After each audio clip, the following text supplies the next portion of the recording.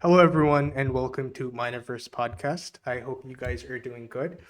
In today's episode, we have our special guest. Her name is Raazi Hussain, who is a very well known musician, and she has recently been going on releasing newer and newer tracks. And I actually came across one of her music videos called Sakhi, and the thing that really intrigued me about it was how an artist has actually decided to use AI as as a medium to communicate their artistic ideas to so many other people, and that aspect of it was just very interesting. And the purpose of Mina podcast is obviously to educate and sort of give speculative views and reasonings to all the artists and creative professionals out there in the industry.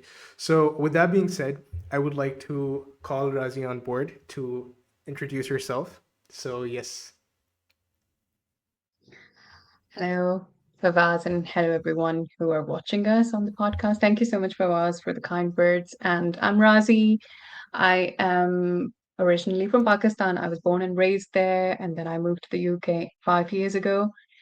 So I'm working here as a psychiatrist trainee. And I do music. I make music. So that's all about me for now. We'll explore Awesome, further as we awesome. go. Yes. So, Razi, can you tell us a little bit about yourself, more specifically, how you sort of started your journey as an artist and what exactly shaped the direction of music that you're currently producing? What inspired me to become an artist, I think, Fawaz, I was always an artist. I always moved to music, even as a child. I I remember one of my earliest memories is my brother playing some music on his desktop. And I was quite young. I think I was 4 or 5 years old. And I felt it. And I was so obsessed with music from such a young age. But of course, that music is not as acceptable in our society because of our religious influences. So I was never appreciated for this fixation or this love for music. It was always looked down upon. I was always criticized for it. And I did, for a very long time, acted in a way that it's out of me. I don't think about it anymore. But I think some things cannot leave you until you die. And I think music is one of them.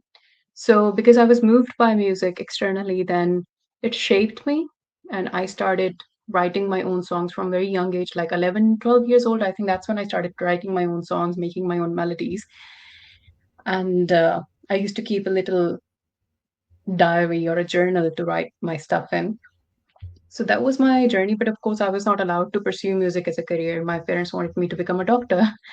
Um, I became a doctor and I moved to the UK. And I think it's only been 2 years that I'm properly doing it. I did start doing music while I was in Pakistan. It was in 2019 and 20, but I could not continue it because of the migration and other challenges of life. So 2 years ago, I picked up on music quite seriously because I thought that I was at this point in my life where I was a bit more in a position to give my energy, give my finances to this passion of mine. So I started doing that, um, and that's the background why I'm an artist and what inspired me. Awesome, awesome. So, you were talking about music sort of being somewhat suppressed in our society. So after having obviously listened to the type of tracks that you were making, Pakistan currently, like the type of music is being released is very diverse. Like you're seeing very contemporary sounds emerging, but the thing that was most intriguing was how in this genre like sort of landscape when people are making different sort of genres, the genre that you put out was very much of a fusion, somewhat similar to obviously things like Mughali funk and things that Coke Sudi also does, where they fuse genres.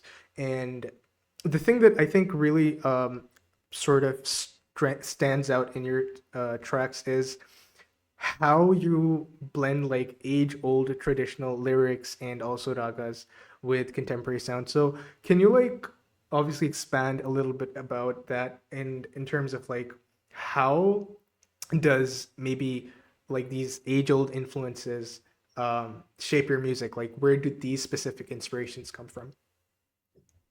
So that's a very good question, Fawaz, and I will tell you my inspirations. Like specifically, I listen to a lot of folk music. I listen to a lot of semi-classical and classical music. I'm not properly formally trained. Everything that I can do is from passive learning and from basically listening to a lot of music and a lot of different people. So I would say that my major inspirations were Tufail Niazi on top, and then Mehdi Hasan, and then Noor Jahan, Reshma, and just the Shaukat Ali. I'm a very big fan of Shaukat Ali. So these folk artists, I still listen to them a lot. So I think that kind of made me very. I think I'm quite fixated on the on just not the music part of music. I think I'm a sucker for good lyrics. I'm a sucker for storytelling through your music because I feel music is the language of your unconscious. There are things that you can say through a song that you can never ever say in a conversation with a person. And there are things that you want to say, but you cannot say, and you can just send that song to the person to say what you want. So I think it's a language of the shadows. It's the language of the unconscious. So it has to be formed in a proper way. It has to have shape and shine, and it cannot be mindless. So I think listening to a lot of folk and semi-classical gave me this inspiration to write good music lyrically in a sense of poetry.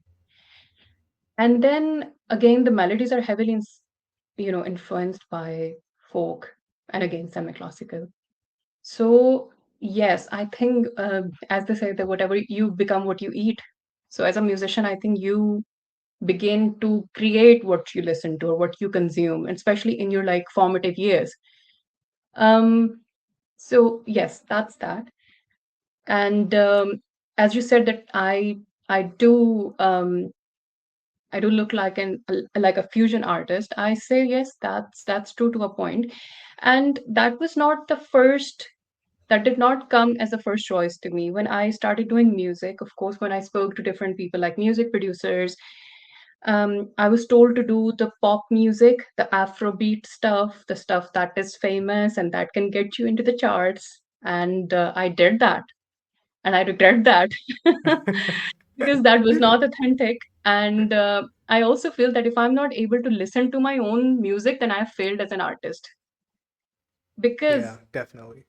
I have to express authentically. If I don't like what I'm expressing, it means I'm doing something wrong and I have to think twice. So when I wrote Sakhi like 2, 3 years ago, and I did take Sakhi to different producers, and they were like, this doesn't sound like a pop song, or it sounds very old, and we don't know what to do with it.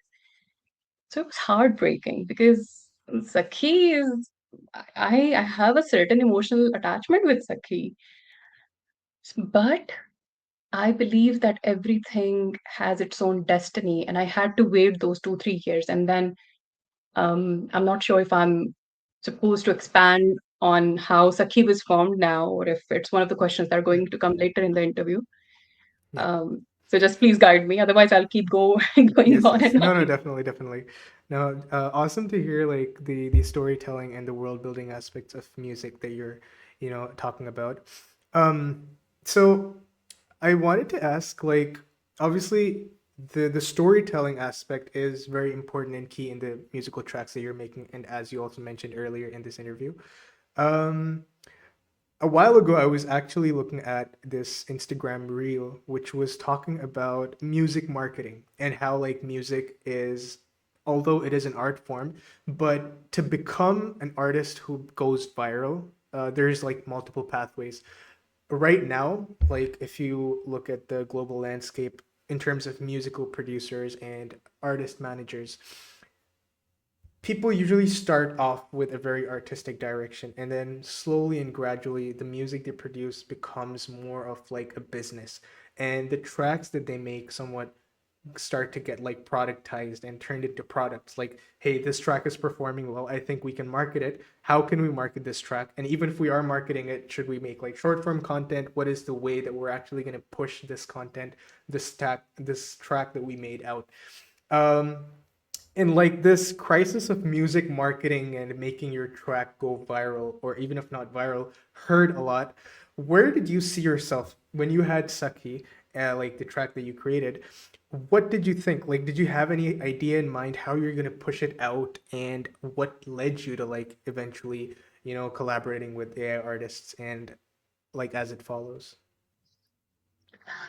Ye- I will be very honest with you, Fawaz. I was at that point of my life where I did not have any expectations from my music, and I was setting myself up for failure.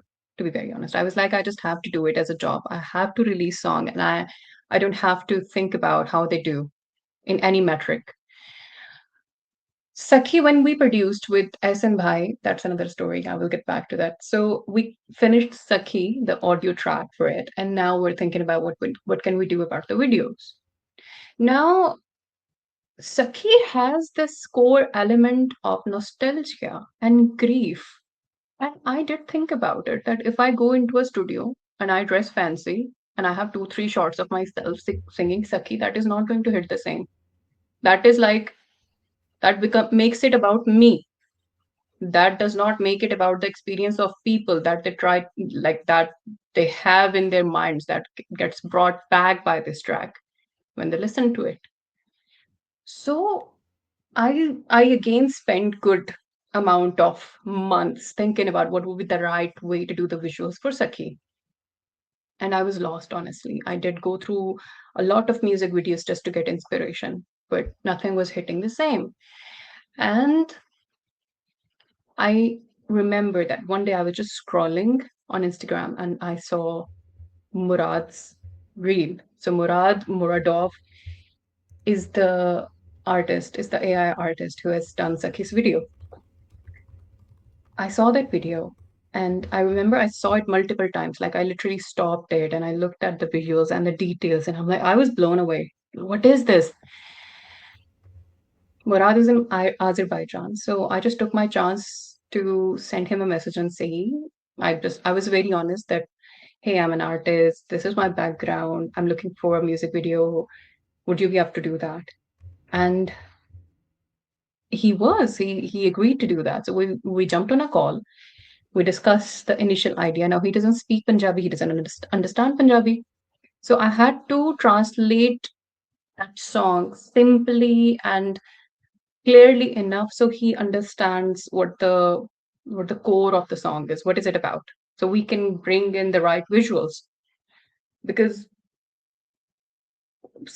if we had made any like a dancing troupe dancing on Sakhi, that would have not made any sense. So it took us around 4 or 5 months to make the video for Sakhi. And our intention with the video was to create visuals that trigger nostalgia, that trigger certain memories, especially for people who have spent their lives in like Middle East or South Asia. That was the whole intention of it. And that is in the song as well, that the rain or the sunshine that I used to experience as a child, it doesn't feel the same. So that was the whole intention for the music video. And that was honestly, I did not pre-plan any marketing strategies. I did not even have any marketing strategies when I released Sakhi. I did it independently. I had a short video that I put on Instagram that is just a snippet from the original video, and it went viral. And then the song got traction on Spotify. It was put in some playlists and then on YouTube as well. So everything was unexpected. I didn't honestly, Fawaz, I didn't not have any strategy at all. I was just doing it blindly. Okay, okay. Awesome. Honestly, like getting organic traction at times is usually a very heartwarming feeling for an artist, because knowing that your work is resonating with a lot of people, brings this warmth to someone who is obviously like putting their soul out into an artistic piece, be it music, like a painting or anything similar. So before actually even introducing Murad to the picture and like having him come on board to create these visuals, um, did you have any idea like of the scope, more specifically about AI music videos, or at least what the sentiment of everyone is, and is AI even at a point where it could achieve this visual quality that it has? I would like you to expand on this. Fawaz, again, very honestly, I did not have any idea what kind of debate was going on about AI. I did have a little bit of, little voices that people do have a very strong opinion, like either they're in the favor or they're against it. And I never intended to use AI. Like it was not an intention or an active decision. It was just an appropriate decision, if you ask me, because I realized that I don't have the budget to create a video that is, appropriately matching the standard and the quality of the song that I have made. Two, even if I have the budget, even if I have the money to invest in it, I don't think I will be able to achieve what I'm trying to convey. And that is why I went for it. And even when I decided to get an AI video for my song, I was not actively thinking about the debate or the sentiments. I was not thinking about anything. I was just thinking about that this is how the video for Sakhi is supposed to be. These are the visuals that go with the song, and this is the only way that I'm able to achieve it. I had spoken to multiple video directors as well before going for Murad, and there were two problems. Either the vision was not understood properly, or the budget was told to me, the sky high budget, like it's going to take £6,000 or it's going to take around £10,000 to create something like that. I'm like, I'm an independent artist. I don't have that kind of money. And even if I do have that kind of money, I don't think it's wise to spend all of that for one video. And AI videos are not cheap as well. I will, especially if you are trying to create specific visuals, the kind of visuals that we have in Sakhi, they are not cheap at all. They do require money, they do require a lot of effort and energy and a lot of frustration and failure. So the question that was I aware, was it intentional? I wasn't aware of the debate. It wasn't intentional, but at that point, even now, I stand by it. Um, I did receive a lot of criticism on YouTube. People saying, "Oh, it's not real art, it's AI." You should, but it's okay. I feel people are entitled to their opinions, however they feel about it, and I think there are a lot of loopholes about AI or anything that's new, anything that is a novelty that comes into this, the civilizations. It's looked at as a threat first, and then slowly people are acclimatized to it, or there are there are things in place that regulate this new thing. So I think all the emotions are valid. People who are against it, people are who are in favor of it, and we just need time to see if this is going to benefit us more or harm us more. So if you ask me, I'm using AI. I've done another music video in AI. My intention with using AI is just to have good quality, appropriate visuals for the songs that I'm writing. Awesome, awesome, totally understandable. And like one of the reasons why I was asking this question was because I'll obviously expand on a story which is from a very personalized journey. So a while ago, I was actually working for a company that was working with crypto and AI. And before Mhm. working with that company, I was an architecture student, and after graduation, I was stuck in this phase of like trying to figure out which direction do I want to obviously go with my career, and the continuous thing that was bugging me was the aspect of creating something that is meaningful to my soul as an artist and an architect, but also something which is forward in terms of expression and experimentation. Like for example, like I make something to satisfy my own artistic intent, but also I want it to be something that is innovative, like not like non-innovative in nature. And that led me, like, because I had a very strong musical background, even in the things that I would produce as an architect. Most of my journey as an architecture student was very closely related and tied to music and songs, and more specifically, the poetry. So while I was working at this company, it hit me because I was looking at all these AI tools that were coming out, like, week by week, day by day, and there was so much FOMO, there was so much confusion, so like there was like absolute chaos in terms of the way people were feeling. Um, and being someone who really wants to take a purist approach towards creation, I was at this crossroads. Like, what do I do in terms of creation? If I use AI to like create something, will that destroy my artistic merit? Will that mean that I, as an artist, am I destroying the purism? Like, am I just giving machines like everything that I'm doing and training them and like adhering to the future agenda? But given all these thoughts that were coming, I decided to silence them myself. And I was like, okay, hold up, let me actually create something first, and then I'll see like how does this tool serve me? Which is when I started to like brainstorm about what would I create if I create something with AI.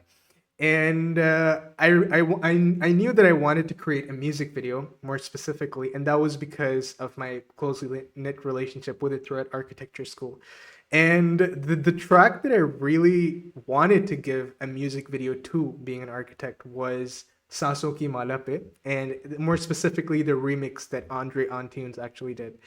And I was like, okay, hold up. Now, if we can freely create music videos with proper artistic intent, what would be a banger? Okay. And the more I thought of it, I was like, it would be really amazing to see someone who is actually giving a high quality music video to one of Pakistan's and South Asia's legendary musical singers, Ustad Nusrat Ali Khan. Mm. And it would be like wonderful to see him in like these really high budget surrealistic sets and worlds. And it just started with that journey that I started to like really dive deep into the poetry and how everything that he encapsulates, not only the musical composition but also the poetry that Mirabai had actually written. How can I encapsulate all of that in a music video? And it was a very rigorous journey. It took almost like 2 months to put it out there. And after I put it out there, honestly, I did not expect anything because it was only something that me and my wife who knew about it. Only we were the two people who knew about it, and we would be hyped like while making the thing. And as soon as we put it out there, it started to gain traction. And the reason why it was very surprising for me, like when it started to gain traction, was because I mean, okay, I just put something out there that I wasn't really sure about in terms of being art or artifice for that matter, and it's picking up. It's resonating with people. So many people were really emotional when they were watching the video. Like I had all these DMs flooding in that, man, watching this actually got tears into my eyes. And that really made me question the power this medium has, if done right, if done with proper artistic intent and merit, that it has the ability to make people feel something if tied with something that is historic, something that has generations of emotion tied to it, like a poetry or like a poetic piece that a legendary singer has sang. And that entire arc is something that I am like now building towards, like these very high quality AI music videos for musicians and films for people around the world. And even to this day, I wouldn't lie, there are times where this criticism starts to roll in and genuinely make you question that, hey, is the purest approach as an artist who wants to do something meaningful really being questioned with these two diverse approaches? And also, the purpose of this podcast is for people to sort of get reflections and speculations. So Honestly, I would say if you're doing it with great intent and you're clear about what you want, there shouldn't be a specific problem, or you shouldn't be having second or third order consequences or thoughts for that matter of fact. And like having you also second to that in terms of your music videos, it really helps give perspective to everyone else over here.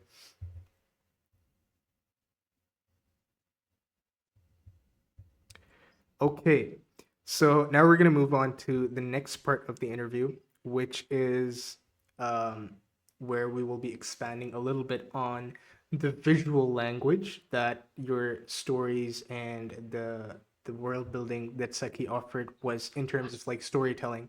So you mentioned a little bit about nostalgia earlier, and if you could like obviously expand upon the visuals, like what in terms of nostalgia, what was the storytelling that you wanted to go for, or like what was the story in terms of like the messaging that you wanted to put out with that track? Um, I would start telling about the songwriting, the poetry of Sakhi. If you know Punjabi, if you've heard the song, you know that it talks about different stages of life and things that you lose on those stages of life, like when you're a child, when you're a young adult, and as you move on through life, you grow as a person, you grow as a human being, but also feel that there is violence in everything. There is this hidden violence. So, very philosophically, I tried to encapsulate that in Sakhi. A little bit about the background why I wrote the song. It was because my one of my very good friends, her mother passed away, and my friend asked me to write a song about grief. And she also said that it should not be just about pain and grief of losing my mother. It should talk about the layers of grief that comes with living and the existential grief that everyone goes through, no matter what kind of life you live. That is very here. That is like before you go to sleep at night, you think about things, that kind of grief. So when I wrote the song, it was very intense for me and everyone who listened to it. The visuals that we tried to get for Sakhi were also kind of similar. If I refer to the video, there are lots of children in the start of the video. And as Yeah, it goes through, it starts showing young women, young men. It shows, the sunshine or the sky in a in a way. I'm not sure if you relate to it, but I remember the sun looked glorious when I was a child, and especially when I was at my mamu or nanu's house. And even now, when I sometimes drive and it's sun outside, it somehow triggers something in my mind. So we kind of use that kind of light and that kind of colors to trigger something in people's mind if they when they watch the video. Um, and as you go through the video, you'll see that then there are shots where hands are quite aged. There are wrinkles on the hands. yeah, So it's not very obvious in your face that a person is aging, but it's just a little thing that shows you that somebody has aged. There is this hand of an aged woman, but she has mehendi on it. yeah, So these surreal things that I think this was the imagery, a very subconscious imagery. And I love one thing about AI is that it has decreased the gap between imagination and creation. And I have an example to that. I sometimes imagine how Joe and Elia would have looked in the streets of Karachi. That's my imagination. Now, AI can help with that imagination by bringing it to creation. So the gap is really small now.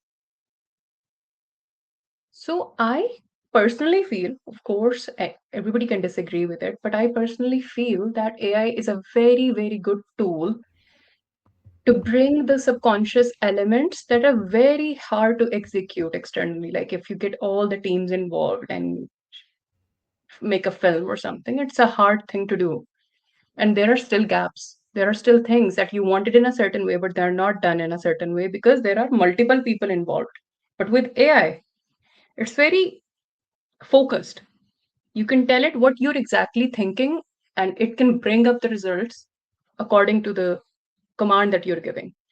So that's what I think, that it's a very good tool to explore your subconscious and unconscious elements, to express them. How the sun looks, how the sky looks, how does that hand make you feel when you look at it? So that's that's one thing that I really like about using AI for visuals. Awesome, awesome. Uh, like obviously, you spoke about the AI aspect of your visuals, and you earlier mentioned the storytelling, which was brilliant because like I think right now in this day and age, the core purpose, like even since I am like an active part of the AI creator space, the AI videos or the AI artworks or anything that you would call AI generated media or content nowadays, the ones that stand out are the ones that hit a nerve or strike a nerve. And even for one to achieve that level or that merit per se, it isn't an easy journey. Like you have to really think about or brainstorm what are the human aspects or what is something that makes a composition human? What is something that makes an artwork or an art form human? And achieving that itself is a very big challenge. And I think it with AI nowadays, it sort of encourages us to go back and understand and reinterpret our surroundings in terms of identifying things, in terms of observing things at a much greater scale or a much greater extent. Like, for example, um, being an architect and an artist, I would say that earlier, maybe I was very like one dimensional in the fact that I would be thinking in a singular context, like okay, I'm going to design a building or I'm going to design something specific, which I would be then immersing myself into, and I would forget about while in that process, I would forget about what would this idea look like if the light was in a certain aspect, or say what would this idea if visualized look like if the textures wasn't really uh, what I'm visualizing. Like I'll give you an example. After like a filmmaker and an artist or someone who actually produces visuals, I think the biggest challenge they face is the repetition of the visual ideas they're producing out into the canvas. And the best example I can give you for that is say an artist has a daily routine of going from their house to perhaps the supermarket or their house to wherever they go to work. And that is a set journey of visual input that they're actually getting through this journey. Like they're going to get to see maybe the Terewala while going there. They might get to see a very big building or a very specific tree. So like in this day and age where we're limited to a specific journey or a routine, that usually limits the visual vocabulary that we're ingesting. And what that leads to is somewhat repetitive work being produced out into the canvas. And I was watching this interview with Martin Scorsese and Christopher Nolan, where they were talking about visual literacy. And they mentioned that visual literacy actually comes through the process where the artist detaches themselves from a routine and starts to observe in a very intentional manner, where the artist is looking at things in a way which they wouldn't usually look at it in a specific routine. And I think in the processes that we do at Minerverse as well is that now we really try to reverse engineer what would make a person feel something. And the way you have broken that down, where you were talking about the aged hand with henna on it, you were talking about the sunlight, which is now in our routine different, but earlier in your memories, it had a certain intensity. It was Mhm. perhaps at a certain level, which it isn't right now anymore. And like training our brain to notice these patterns or these visual ideas or cues that we don't normally notice in our day-to-day lives. I think AI has pushed us to supposedly do that. And I think one person would only understand this if they immerse themselves into the aspect of creation with AI. People can do that with a traditional painting, a sculpture. These are mediums with which you can explore such reverse engineering mechanisms. But the reason why I say that AI does this is because the entire process exists where there's all these generations that are coming on board, and then you have to be the one to give a cold call that, okay, I'm going to be picking this very specific generation because of this reason. That's where criticism usually comes in. And with that entire aspect, now you're looking at, shortlisting a lot of similarly looking visuals and graphics into very high quality, very highly intentional visuals. And I think that's when something truly remarkable comes into like visualization, which is something I'm going to lead to the next question. And that is that when someone starts to create something, be it an art form, anything, the perceived vision they have before the thing is actually out is different, and when the art form is materialized, it comes out in a usually enhanced way or evolved way. So when you had a few ideas, or at least when you were visualizing the visual qualities Saki would have, versus the output that was actually shown to the world, did the music video, which was released afterwards, make you see your song in a different light? Like, were there things that you were like, oh man, that was something I actually didn't notice, but now that I see it, it hits something. It reminds me of something specific or familiar. Like, did you see your song in a newer light after the final video was made? Absolutely. It's like, okay, you know, they say char chand laga diya. So I think Sakhi's beauty was enhanced 10, 20 times because of the video that it has. And I would say that the kind of imaginations, the kind of imagery that I had in my mind initially for the video, it surpassed that in a brilliant way. I was blown away. I remember when Murad sent me the first draft of the video, I cried. And I even now, if I watch my video on YouTube, I feel very happy about it. And it's not because I made it, it's because objectively it was a well-made thing. The sound is right, the poetry is right, and the video is going along. And I remember that one of the comments on YouTube was somebody said that I have roots from Iran. I was born there, but I lived in Europe all my life. And this video has somehow brought back something that I may have seen as a 1 or 2 years old kid while I was in Iran. And when I read that comment, I was like, okay, job done. That's what I wanted. I wanted people to experience nostalgia. And I feel nostalgia. I'm a very nostalgic person. I think we all are. I think as human beings, we have the compulsion to relive our memories. We try to make situations where we somehow living the memories of the things that we lived in the past. So I'm very happy. The nerve that it hit with me, it's hitting with the people as well on a massive scale. So I think that's a good evidence that I was just thinking about this other thing. So Carl Jung is a brilliant psychologist. He's one of the founding fathers of modern psychology. He talked about this collective unconscious. I'm not sure if you're aware of Yeah, this. yeah. No, no, definitely am, definitely am. I think, yeah, and I think AI can help us all in expressing that collective unconscious. But again, that's me. You can disagree with that. No, no, I definitely do agree with it. The perspective that you're sharing about Carl Jung and the collective consciousness.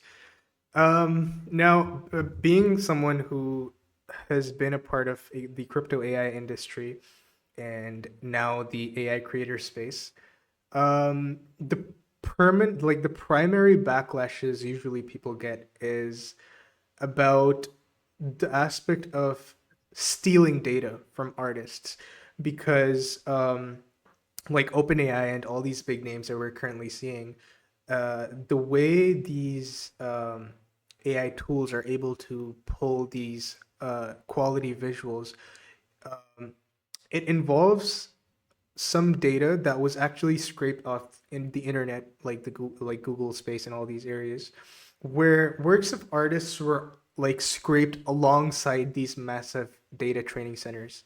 And what that did is that it really made people, more specifically artists, worry that if we are actually training our entire lives behind a specific style that we birthed into this world, a very specific world building or storytelling through a canvas or through digital art that we actually brought into this world. And tomorrow we wake up and there's this machine that is actually churning these out with a prompt. That is where the backlash primarily lies in.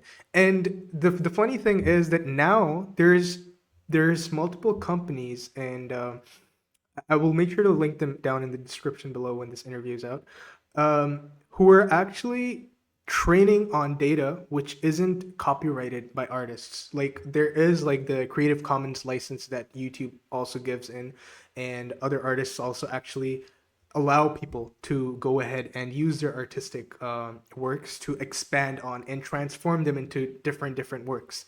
But I think that's probably where the only backlash lies. Obviously there's many more reasons for which people usually get backlash on this, but I think right now, like a friend of mine says that, hey man, it's not that deep, just go on and move forward with Honestly, it. and Fawaz, I think that it's not AI, it's the human beings, and human beings inherently have this capacity or this power to exploit and turn the nicest, kindest thing into a weapon. I always say knowledge is power, but knowledge is also a weapon. It really depends in what hands it is.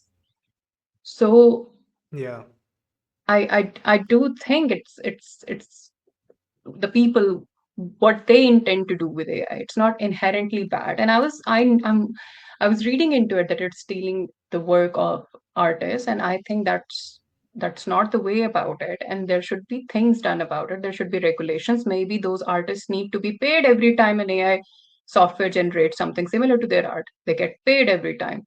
So there should be compensations, there should be legislations and regulations, but again, if you ask me, I don't think AI is inherently bad. I don't think anything is inherently bad. I think it's just the way you use it. It's just the intention you put behind it. yeah. No, totally agreed on that aspect. So with this entire discussion, do you think AI is now a part of Razi Hussein's world building? Like, how do you think this is going to influence your future tracks and your future works? Fawaz, absolutely. I have released another song, Yaad Dusty, in Yeah. September, and this video is way different from Sakhi, and it had its own story. It was influenced by Shams and Rumi. So the idea was that there were two lovers who had been separated for centuries, and then the soul of one lover is in search of the rebirth of the loved one, and after centuries, he's reborn, and then this soul, which is trapped inside a pyramid, she emerges out, and she goes on a, she goes in a search, and she finally finds the loved one, and then they're united in the end and they go together, and there are elements of Sufism, the Sufi twirl, there are Egyptian elements, and um, as you asked that would it be a part of me, of course, yes, I will be. I think that people who are watching me, I always say to my followers as well, I don't have to say it because I'm releasing stuff, so they should expect AI videos from me. But that doesn't mean that only AI videos, because I'm going to release a lot of videos that are, shot and directed and done, and they were done for songs who had the requirement of a video done in that way. But there will be songs that, in my mind, I believe should have these kind of universes and AI elements and these storytellings and these visuals that, that match the quality of the song or the feeling or the vibe of the song. But there will be songs that will have videos shot and directed and filmed. Awesome, awesome. So after this entire experience, what would you tell, like, what would Razi Hussain tell an other artist, young artist who's scared of using AI? Like, what would you advise them about their music? Um, it's okay to be scared, first of all, because of course there's a lot of controversy around this topic. So it's okay to be scared, but then I think sit with yourself first. If internally you feel the need of using AI, and if you feel that AI is the only way to go about, especially bringing visuals, then go for it. And don't be scared of the criticism, because you're going to get criticism no matter what. Even if I hadn't used AI, I would have had criticism in other sort of ways. Yeah, So I would encourage them to use it. I would really, really encourage them to use AI, especially for visuals. And yeah, it's awesome, courageous, awesome. but do it only if it resonates, if you feel internally that you should go with this. Otherwise, if you're, the problem is for us, sometimes we're just conflicted in ourselves so much that we externalize that and we think that the conflict is coming from outside. But it's our internal conflict. So settle that first and then go use things. Yeah, for sure, for sure. In terms of criticism, I think like the artistic space has become that like overtly critical. And I'll tell you why I'm actually saying that. Coming from an architecture background, criticism was always there in terms of whatever we made, and it was required since the discipline requires this. And I think the intense and continuous rigorous criticism uh, does put down a lot of artists to sort of push their work out there because of simply the fear or the internalized aspect of receiving criticism and then wondering that, hey, was it even good enough? And I think that in order to like just put things out there, one should be stepping out of the fear of being criticized for their works, because criticism will exist. And this is a professor of mine who actually said this. He said that no matter what you do, your work will continually be criticized. And the best example he would give us for that is when we would analyze case studies of painters and architects. While analyzing those case studies, we would actually be criticizing their works as well. That, hey, this is something this architect did well, this is something he didn't do well. And again, that criticism is an opinion, it is a learned opinion that this person was actually sharing with us. So I think with criticism, it gets tricky. And like you said, one needs to like take that leap of faith, and then criticism is always going to be there. Yes, and I think things are not as black and white as we are taught to see them. Criticism is not always bad. And again, I will go to the point that you have to be self assured so much in a way that even if you are making a mistake, even if you are setting yourself up for failure, you have to accept it within yourself first. You have to Yeah, sit with that anxiety and that discomfort first. And then whatever you send out in the world, however it gets treated, you will not be bothered. So yeah, again, it's the inner conflicts and just the perception of our conflicts that disguises itself as the external world. It's very tricky. I went through it as well. I did not release music for a long time first because I was like, I'm not ready. I'm not making the most perfect thing. What will they say? No. So I've gone through this battle, and self introspection is very important for, especially for if you are doing if you are in in doing the kind of work where you have to expose yourself to audiences, you have to expose yourself to attention and criticism. Self introspection is the first step. yeah.